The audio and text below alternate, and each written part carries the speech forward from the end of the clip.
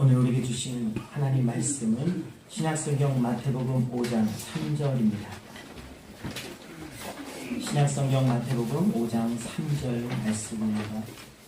신약성경 5페이지에 나옵니다. 앞에 화면에 말씀을 함께 보시고 한 목소리로 말씀을 봉독하시겠습니다. 다 함께 봉독합니다. 심령이 가난한 자는 복이 있나니 천국이 그들의 것이니라. 아멘. 찬양대 찬양으로 하나님께 영광을 올려드립니다.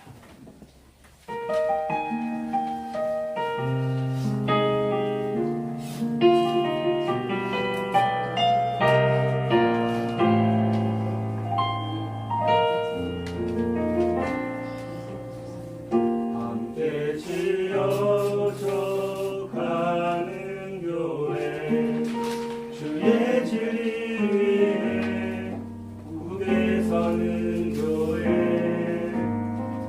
주의 말씀 그 위에 세워진 세상의 빛이 되는 교회 함께 지어져 가는 교회 주의 사랑으로 하나 되는 교회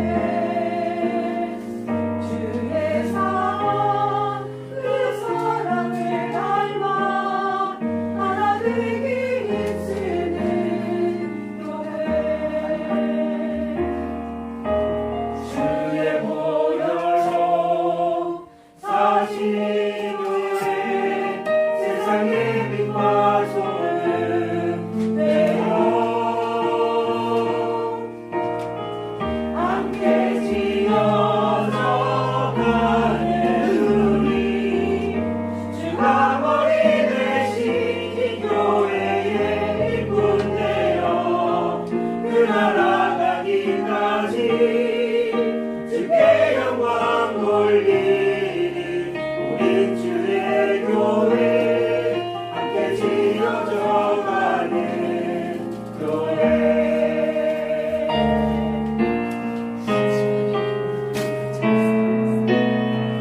함께 지어져 가는 교회 주의 사랑으로 하나 되는 교회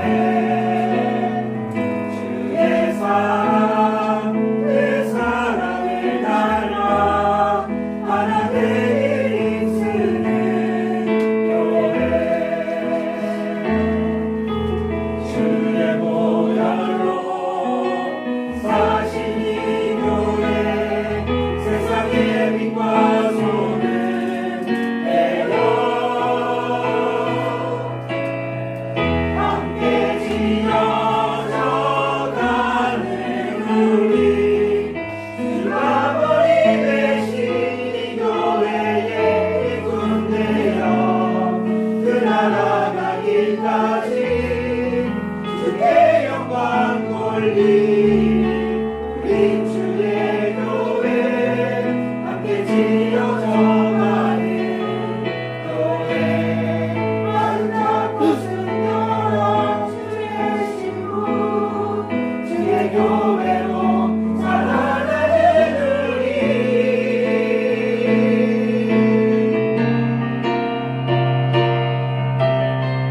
함께 지어져 가는 우리 주가 머리 되신 이 교회의 일꾼 되어 그 나라 가기까지 주의 영광 돌리는 우리 주의 교회 함께 지어져 가는 우리 주의 교회 함께 지어져 가는 교회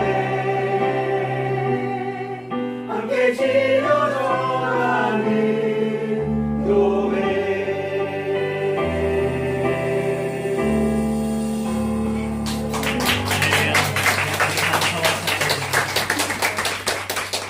다 같이 함께 고백하겠습니다. 제 좌측에 있는 표를 함께 같이 고백하겠습니다.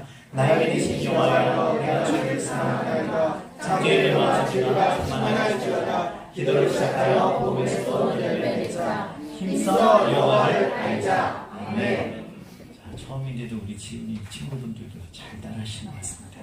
네, 반갑습니다. 우리 이렇게 교회 설립 33주년을 맞이하고 또 추수감사절에 이렇게 여러분들 얼굴 뵈니까 더 여러분들 너무나 예쁘고 한 분 한 분마다 오늘 좀 새롭게 보입니다. 우리 옆에 계신 분들에게 함께 인사 나누겠습니다. 참 잘 오셨습니다. 당신은 귀한 하나님의 자녀입니다.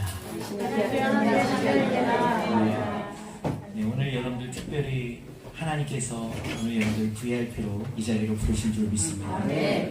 사실 일반적인 설립 예배, 설립 기념 이러면은 많은 세상에서 좀 유명한 분들이 참석하면 더 그 모임이 행사가 좀 더 격상이 되고 뭔가 그 행사가 있어 보이긴 하지만 저는 이런 생각이 들었습니다. 하나님께서 오늘 특별히 부르신 분들만 이 자리에 와 계시고 오늘 여러분이 계신 그 자리는 여러분 스스로 물론 나오시기도 하셨지만 하나님께서 여러분을 부르셔서 이 자리에 오신 VIP 분들인 줄로 믿습니다.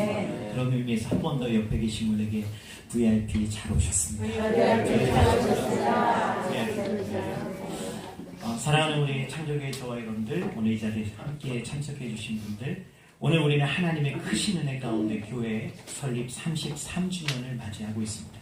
33년 전 하나님께서 방화동의 한 건물 지하에서 바로 창조교회를 세우실 때 우리에게는 재정도 사람도 또 예배 드리기 위한 그런 악기나 마이크 시스템이나 장비도 매우 부족했습니다. 하지만 그때 우리에게는 하나님을 향한 믿음과 복음의 열정이 충만했다는 기억이 납니다. 그 믿음과 열정 하나로 우리는 지금과 같은 악기 하나 없었지만 뜨겁게 박수치며 찬송을 드렸고 그것도 30분 이상을 찬송을 드렸던 기억이 나고요.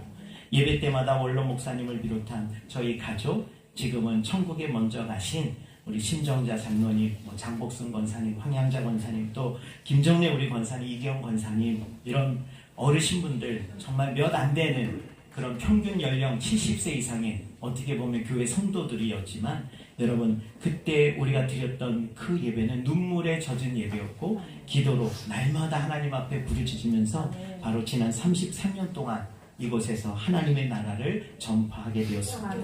무덥고 습한 여름이면 에어컨 하나 없는 지하 예배실에서 선풍기 몇 대로 더위를 식히며 땀으로 온몸이 끈적일 정도로 온 힘을 다해 찬양하고 기도했습니다.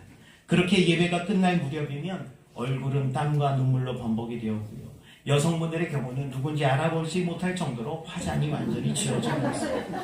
예배당은 특유의 입냄새로 가득했습니다. 그 모든 것이 지금 떠올려 보면 하나님께 올려드린 산제사요 예배의 향기가 아니었나 생각이 듭니다. 추운 겨울이면 예배당 뒤편에 작은 석유난로 하나가 전부였지만 찬양과 기도의 열기로 성도들의 몸과 마음은 오히려 더 뜨거웠습니다. 난로 위 노란 주전자에서 들려오는 물 끓는 소리와 무반주 속에서도 힘차게 울려 퍼지는 우리 원로 목사님과 권사님들의 구성진 찬송 소리 잊을 수가 없습니다. 그리고 권사님이 미리 끓여놓으신 이 생강차의 그윽한 향기는 모든 것이 부족했던 우리의 예배당을 세상 그 어떤 교회보다 하나님의 풍성한 은혜와 임재로 가득한 예배당으로 바꾸어 주었습니다.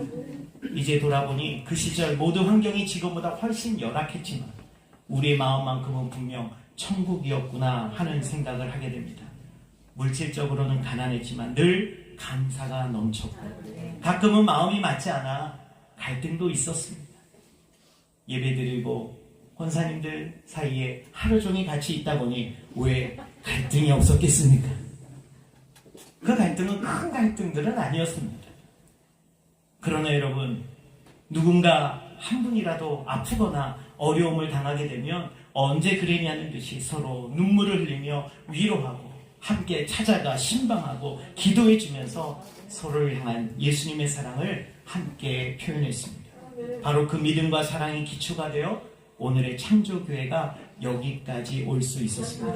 그런 의미에서 저는 오늘 우리가 읽은 이 본문 말씀이 우리 창조교회 설립 33주년과 추수감사절을 맞이한 우리 모든 저와 여러분의 바로 창조교회의 정체성과 앞으로 우리가 나아가야 될 길을 가장 잘 보여주는 말씀이라는 생각이 들었습니다.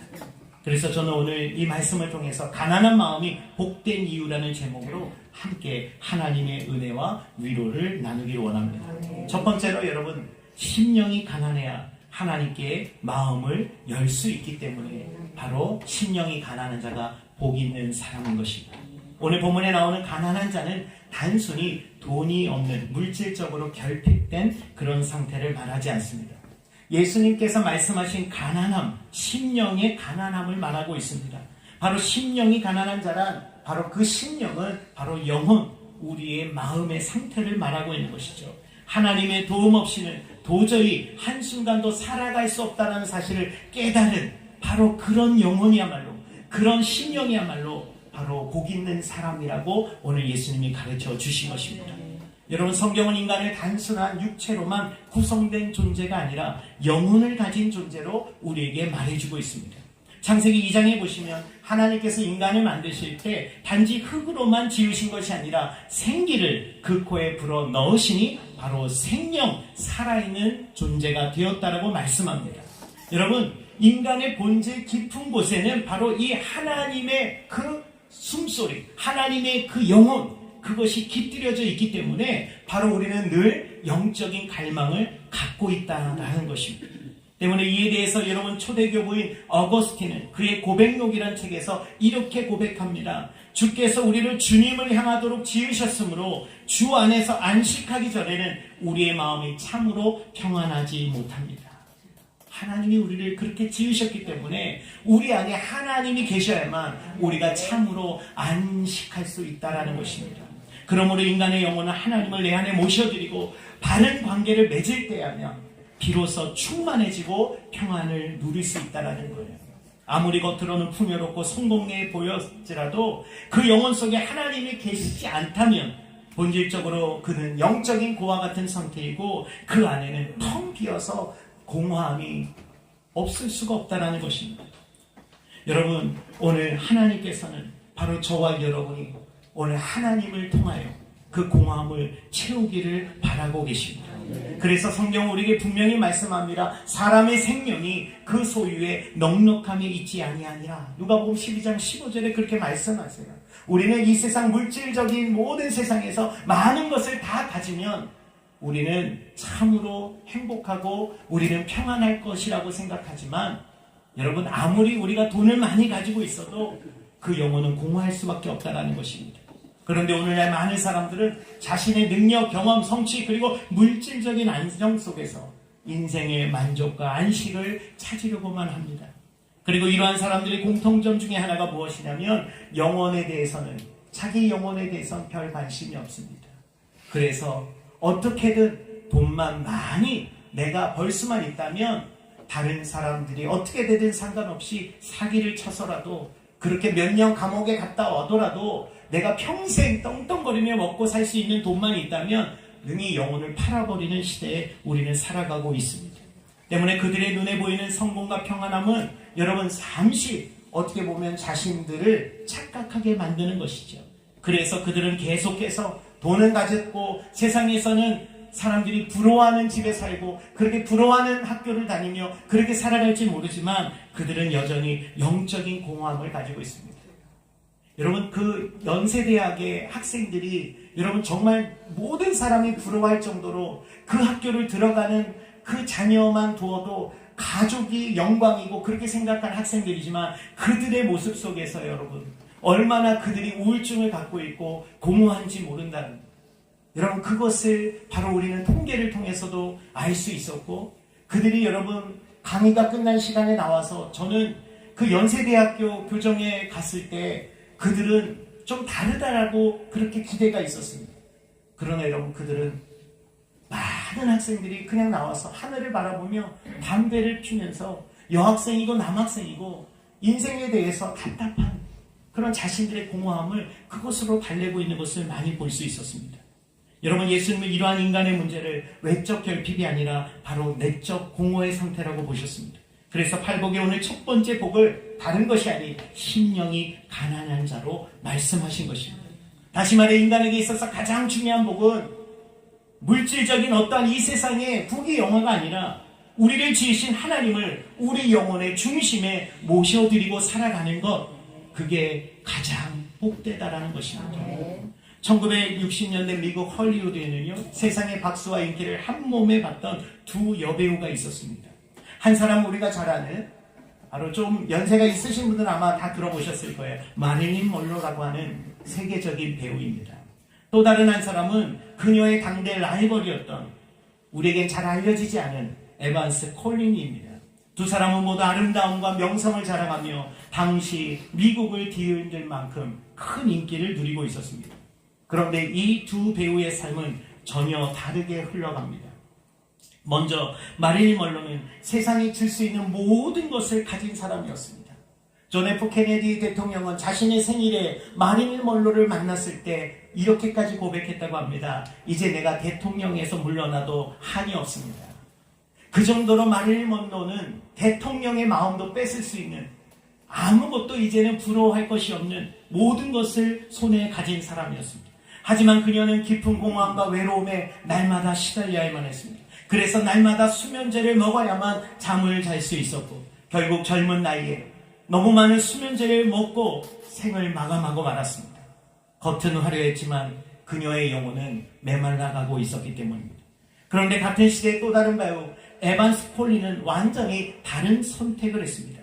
그녀는 인기가 가장 절정에 이르던 순간 배우 생활을 내려놓고 은퇴 기자회견을 열게 됩니다. 그 기자회견장에서 그녀는 말하길, 여러분, 저는 지금 깊은 사랑에 빠졌습니다. 저는 그 깊은 사랑에서 헤어날 줄 모르고 있어요. 그래서 이제 저는 배우 생활을 그만두고 이곳 헐리우드를 떠나려고 합니다. 그녀의 발표를 들은 기자들도 놀라고 대중들도 놀랐습니다. 도대체 어떤 남자가, 어떤 행운의 남자가 이 에반스 콜린의 마음을 이렇게 빼앗았는가?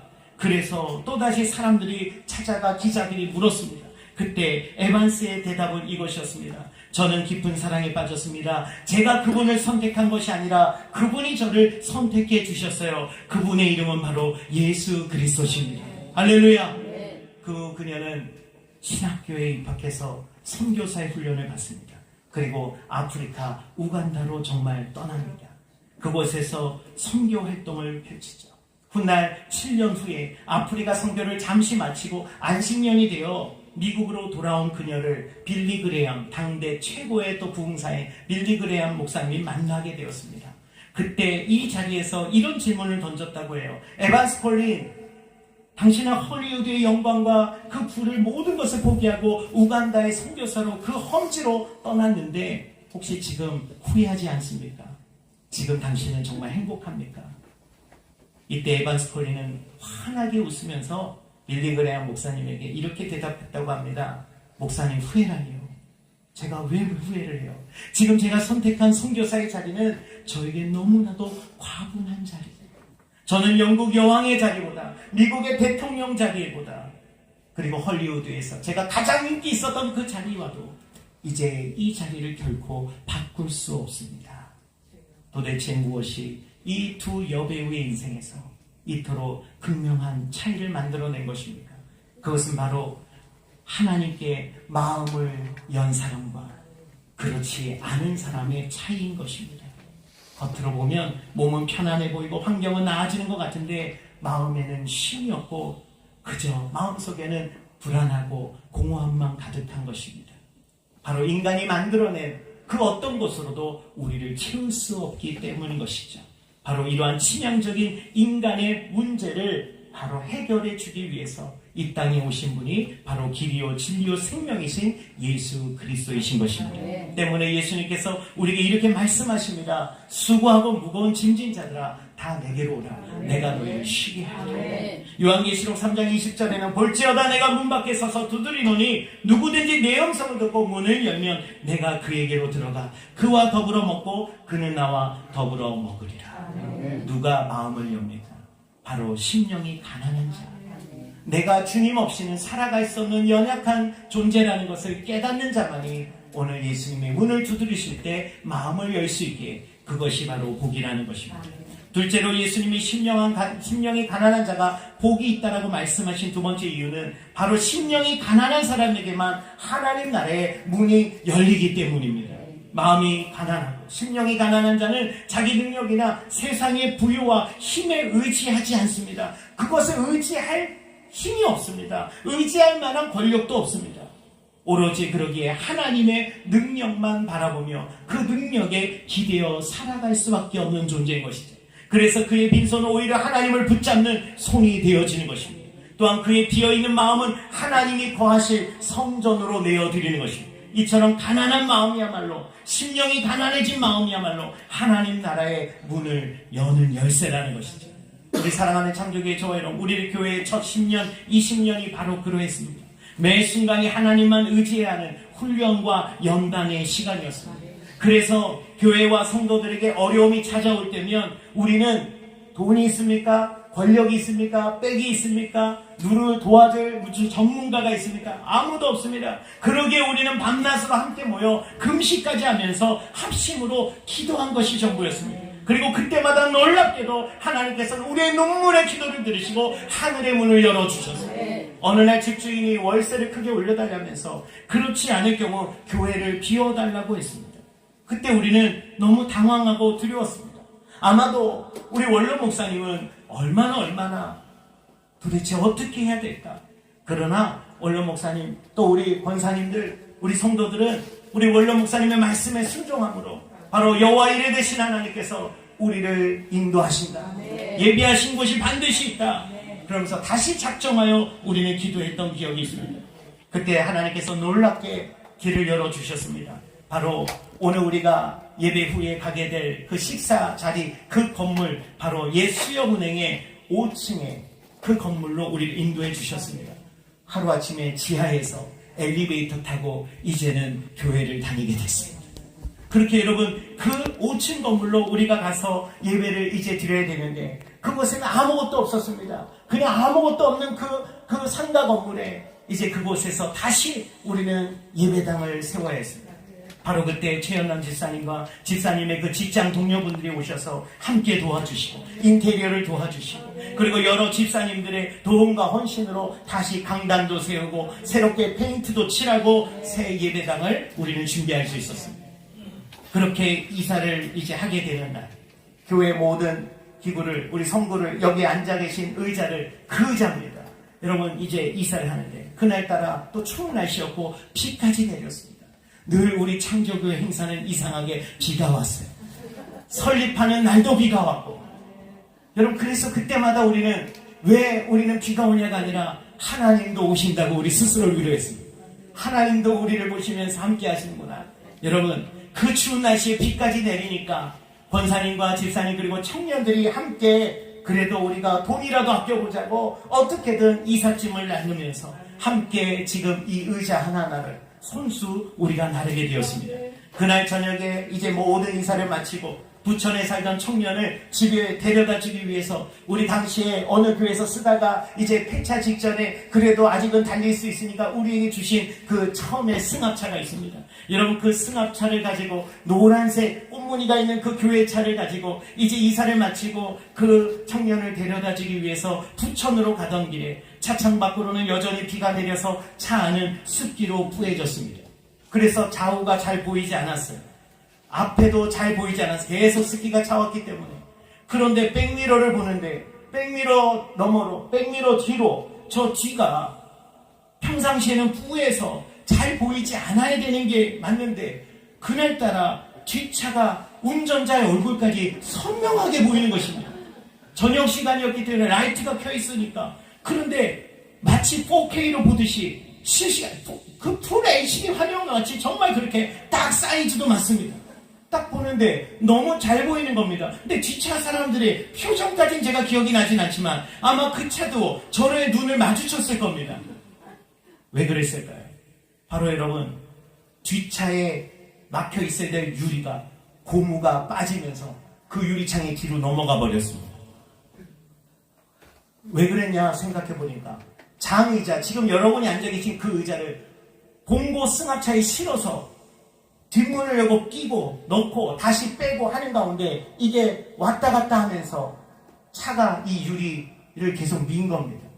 나중에 고무가 버티다 못해 이게 빠져버리니까 이게 밖으로 빠지면서 이것이 참 그래도 너무나 감사하게 아무것도 없으니까 너무 잘 보여요. 오픈카드처럼. 근데 너무 감사하게 그래서 차를 세우고 내려보니까 이게 어떻게 된 건가? 얼마나 감사한지. 완전히 떨어지지 않고 차에 대롱대롱 매달려서 만약에 떨어졌으면 유리가 다 박살나고 사고가 났으면 다 물어줘야 되고 책임져야 되는 거 아닙니까? 그런데 그 유리를 너무 하나님. 그래서 청년도 우리가 놀라고 웃으면서 그때는 모든 일이 다 웃겼어요. 그 웃으면서 이런 일도 있다. 그런데 이걸 어떻게 낄 수가 없어요. 그래서 아예 그것을 그냥 차에다가 어떻게 싣고 그냥 없는 상태로 그러고 이제 데려다주고 다음날 저기 개화 여기 나가는 길에 수송을 해보니까 거기 가면 싸게 고쳐준다고. 그래서 가져갔더니 그 사장님도 어떻게 이런 게 됐냐고 그러면서 고무를 다시 탁 해가지고 다시 탁 붙여주니까 그냥 큰 돈 들이지 않고 보존할 수 있었습니다. 여러분 그 순간에도 우리 마음속에 있었던 것은 하나님이 지켜주시고 할렐루야. 이처럼 우리의 지난 시간은 언제나 위기 속에서 드러난 하나님의 은혜의 연속이었습니다. 환경은 열악했지만 그때마다 하나님 우리에게 살아계신 증거를 보여주셨고 우리의 작은 믿음과 헌신을 통해 계속해서 하나님께서는 교회가 나아갈 길을 열어주셨습니다. 그 믿음과 헌신의 시간들이 쌓여 바로 창조교회가 지금 여기에 오게 된 것입니다. 세계적인 신학자이자 윤리학자인 미국의 스탠리 하우어스 박사는 이렇게 말합니다. 가난한 자들은 주님밖에 없는 사람이다. 그들은 비록 세상에서는 아무것도 가진 것이 없는 사람들이지만 주님과 함께이기에 모든 것을 가진 사람들이다. 할렐루야. 때문에 예수님께서는 가난한 자가 심령이 가난한 자가 복이 있다라고 말씀하신 것입니다. 이제 마지막 세 번째로 예수님께서 심령이 가난한 사람이 복이 있다고 말씀하신 세 번째 이유는 그것을 통해 바로 그들을 통해 하나님 나라와 교회가 이 땅 가운데 세워질 수 있기 때문입니다. 세상은 부와 명예, 권력을 성공의 표징으로 여깁니다. 그래서 얼마나 성공했는지, 그 사람이 지금 어떤 차를 타고 다니는지, 그 사람이 어떤 직급에 있는지, 그 사람이 사는 집은 몇 평인지, 그런 동네가 어딘지 그걸 보고 사람은 성공했냐 안 했냐를 가늠하게 됩니다. 그런데 하나님께서는 그렇게 세상에서 소위 성공한 사람들을 통하여 하나님 나라의 교회 공동체를 시작하지 않으셨습니다. 오히려 세상에서는 실패하고 겸손히 낮아진 사람들, 그 연약한 자들을 통해 바로 하나님께서는 이 땅에 하나님 나라를 시작하셨고 교회라는 것을 세워주신 것입니다. 그것을 우리에게 가장 상징적으로 보여주는 바로 그분이 예수 그리스도십니다. 그리고 그분의 12 제자들인 것입니다. 도대체 예수님과 12 제자, 그 당시에 사람들이 볼 때 백수건달입니다. 도대체 대책도 없고, 아니 도대체 젊은 사람들이 일하던 것을 다 내팽개치고 매일 같이 따라다니면서 사람들에게 그런 이야기를 하면서 도대체 저 사람들은 어떻게 저렇게 살아나? 취급당하고 멸시당하고 무시당하고 어디 가도 환영받지 못하고 그냥 저 끝에 머리에 눈치 저기 가서 앉아있어. 우리 그렇잖아요. 좀 높은 사람이 내 행사에 오면은 나도 뭔가 대단해 보이고, 그렇지 않으면 차라리 안 오니만 못하다, 그렇게 생각하는 경우도 있지 않습니까? 바로 예수님은 이 땅 가운데 그러한 모습입니다. 근데 돌아보면 예수님이야말로 참으로 불쌍하고 참 비련하게 사신 삶을 사셨구나 라는 생각이 듭니다. 왜 그렇습니까? 하나님의 만물의 주이신 하나님의 아들이신 그 예수님이 이 땅에 그 베들레헴의 작은 냄새나는 마구간에 그 말구 위에 태어나신다는 게 말이나 됩니까? 더구나 그분의 아버지는 가난한 목수였어요. 애굽에 잠시 피했다가 거기서 눈치 보며 살다가 다시 돌아와서 갈릴리의 시골 가장 땅촌인 가장 가난한 마을 중에 하나인 나사렛이라는 그곳에서 성장합니다. 제대로 교육도 받지 못합니다. 가난하기에 또 동생들이 있기 때문에 일찍부터 생활전선에 나가서 아버지를 도와서, 그런데 아버지가 일찍 돌아가셨어요. 그러니까 소년가장처럼 그렇게 자기의 삶을 어머니를 보필하고 그러면서 동생을 위해서 희생하며 그 하나님의 아들이신 예수님이 이 땅에 오셔서 가장 가난하게 가장 낮은 신분으로, 그러나 마지막에 더더욱 믿었던 제자들마저 다 버리고 도망가고 예수님을 통해서 병이 낫고 고침받았던 사람들조차도 이젠 예수님을 향하여 돌을 던지며 죄 없으신 분이 모든 죄를 다 뒤집어 쓰고 가장 저주받은 로마의 그 십자가 사형틀에서 힘없이, 그것도 채찍으로 온 등의 살점이 다 뜯겨져 나갈 정도로 고통을 당하시고, 도대체 왜 그분의 인생은 왜 이렇게 고난뿐인가?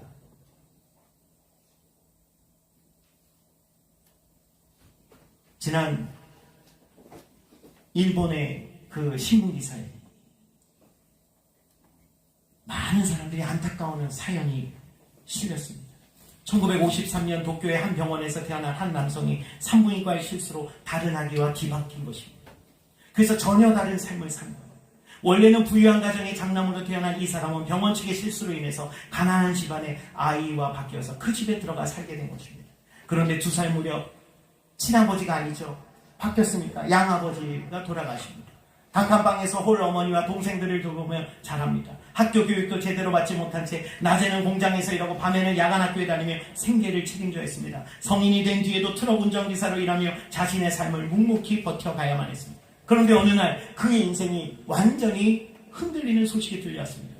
바로 그가 사실은 부잣집의 장남이라는 소식이었습니다. 친동생들이 유산 문제로 DNA 검사를 하면서 바로 형제 중에 한 명이 우리와 다르다라는, 그래서 어떻게 된 건가 찾아보니 바로 그 병원에 같은 날 있었던 그 사람들을 찾다가 바로 그날 태어난 바로 이 사람을 찾게 된 것입니다. 그래서 결국 병원을 상대로 이 사람이 소송을 제기하고 3억 5,500만 원이라는 배상 판결을 받게 됩니다. 하지만 이미 부모님은 다 세상을 떠나신 뒤였고, 자신과 뒤바뀐 인생을 살아온 원래 가난한 집에 태어난 그 사람은 그 집안의 기업을 물려받아서 대표로서 이미 모든 법적으로 보호를 받고 있는 상태였습니다. 안타까운 사연의 당사자는 기자와의 인터뷰에서 이렇게 말합니다. 나를 키운 양어머니는 고생하려고 세상에 나온 분 같았습니다. 어머니를 도와 뇌졸중 환자를 포함해 동생 넷을 돌봐야 했습니다. 만약 그런 일만 없었다면, 만약 내가 그렇게 뒤바뀌지 않았다면 내 인생은 180도 달라졌을 것입니다. 원래의 삶을 살 수 있게 내가 태어난 날로 시계를 거꾸로 돌려주십시오. 울면서 하소연했다라고 합니다. 여러분, 오늘 이 세상에 그런 안타까운 많은 사연도 있지만 예수님이야말로 마지막까지 그분은 우리를 대신하여 십자가에 피 흘려 돌아가시고, 이것이야말로 가장 안타까운 이야기가 아니겠습니까? 그런데 여러분, 하나님께서는 놀랍게도 그 예수님의 죽음 이후에 다시 그분이 부활하게 하시고, 그리고 오순절 성령을 통하여 우리에게 성령을 부어주시고 교회 공동체를 이 땅 가운데 세우게 하시고 모든 이름 위에 뛰어난 이름이 되게 하신 것입니다. 이 세상에 가장 비천하고 가장 약한 자로 오신 힘없는 그것이 바로 십자가입니다. 아무 저항도 할 수 없고 아무런 권력을 동원하지 못하는, 이미 천사를 동원할 수 있지만 그 모든 것을 다 버리신 그 예수님을 통해서 이 땅에 바로 교회는 탄생하게 하시고, 그분의 제자들도 보십시오. 그들은 하나같이 실패자들, 실패한 인생들이에요. 그런데 예수님이 그들을 기도하면서 그 12명을 택하신 것입니다. 왜 기도하면서 택하신 사람이, 저 같으면 똑똑하고 능력 있는 사람들 12명 데리고 이래도 시험찮을 판에 왜 가장 어떻게 보면 부족하고 연약한 자들, 다 사회 적응을 못하고 제대로 그렇게 살아가지 못하는 실패자들을 왜 예수님께서 제자로 부르셨습니까? 바로 하나님께서는 그들이 오늘 예수님을 통하여 그들이 새로워지고 그들이 자신의 영혼이 얼마나 하나님 앞에서 무능한 줄을 깨닫는 가난한 자가 되게 하시고 하나님을 의지하도록, 그리고 그것을 통해 교회를 세우게 하신 것입니다. 이처럼 오늘 하나님은 십자가 예수님처럼 세상에서 가장 약하고 낮은 자리를 통해 하나님의 능력이 드러나게 하십니다. 예수님처럼 하나님 없이는 살아갈 수 없는 심령이 가난한 그 심령을 가진 가난한 사람들을 통하여 하나님 나라를 시작하게 하신 것입니다. 그래서 사도 바울은 고린도전서 1장 26절에 형제들아 너희를 부르심을 보라. 육체를 따라 지혜로운 자가 많지 아니하며 능한 자가 많지 아니하며 문벌 좋은 자가 많지 아니하도다. 그러나 하나님께서 세상의 미련한 것들을 택하사 지혜 있는 자들을 부끄럽게 하려 하시고 세상의 약한 것들을 택하사 강한 것들을 부끄럽게 하려 하시며 하나님께서 세상의 천한 것들과 멸시받는 것들과 없는 것들을 택하사 있는 것들을 폐하려 하시나니 이는 아무 육체도 하나님 앞에서 자랑하지 못하게 하려 하시며 너희는 하나님으로부터 나서 그리스도 예수 안에 있고 예수는 하나님으로부터 나와서 우리에게 지혜와 의로움과 거룩함과 구원이 되셨으니 기록된 바 자랑하는 자는 주 안에서 자랑하라 함과 같게 하려 합니다. 여러분, 교회는 다른 것을 자랑하는 곳이 아닙니다. 우리 교회 국회의원이 얼마고 우리 교회 교수가 몇 명이고 그런 것을 자랑하는 것이 결코 아닙니다. 그것은 부끄러운 것입니다. 그건 복음을 우리가 오해하는 것입니다. 예수님은 결코 인생에서 우리를 이 땅에서 잘 먹고 잘 사는 것으로 우리를 이끌기 위해서 이 땅에 오신 분이 아닙니다. 오히려 가난한 자도 약한 자도 함께 살아가는 그런 정의로운 세상을 만들어가기 위해, 그게 바로 하나님 나라라는 것을 우리에게 알려주기 위해 먼저 된 자는 나중되고 섬기는 자가 먼저 그가 진정한 지도자라고 말씀하신 것입니다. 미국의 캘리포니아 북쪽의 해안가에 있는 레드우드 국립공원에는 혹시 가보신 분이 계실지 모르겠지만 지구상에서 가장 높이 자라는 레드우드 나무 숲이 조성되어 있다고 합니다. 이 나무들은 보통 60에서 70m 정도 자라는데 100m가 넘는 나무들도 상당수 있다고 합니다. 그런데 이 나무들은 특히 수명이 매우 길어서 2400년 정도, 그렇게 3000년 동안 그렇게 살아남은 나무들도 굉장히 많습니다. 그래서 어른 10명이 손을 잡아도 쌓이지 않을 정도로 나무는 매우 두껍고 굉장히 큽니다. 그런데 놀랍게도 이 나무들의 뿌리를 조사해 보니까 불과 뿌리의 깊이가 3, 4m밖에 되지 않는다는 것입니다. 왜 그런가? 지질학자들이 조사해 보니 그 땅이 안반으로 깔려져 있어서 뿌리를 내리려야 내릴 수가 없는 것입니다. 그런데 어떻게 그 나무들이 그 캘리포니아의 거센 태풍을 견디며 지금까지 쓰러지지 않고 버텨낼 수 있었던 것일까요? 그것은 바로 나무들의 뿌리가 비록 깊이 뿌리낼 수는 없기에 그들은 다른 길을 선택합니다. 바로 옆에 나무들과 함께 뿌리가 엉겨 서로 연결하기 시작합니다. 그렇게 나무와 나무가 서로 연결되어 있기 때문에 거센 폭풍에도 쉽게 쓰러지지 않고 생명력을 유지할 수 있었다는 것입니다. 그래서 어느 학자는 이 레드우드 숲을 연구하면서 이렇게 말했습니다. 레드우드 나무 숲은 그 자체가 하나의 나무다. 그렇습니다. 레드우드 나무가 서로 오랫동안 잘 버티고 성장할 수 있었던 비결은 바로 그들이 함께 연합할 수 있었기 때문에, 우리 사랑하는 창조주의 저 여러분, 가난한 마음은 바로 이런 레드우드 나무의 뿌리와 같은 마음입니다.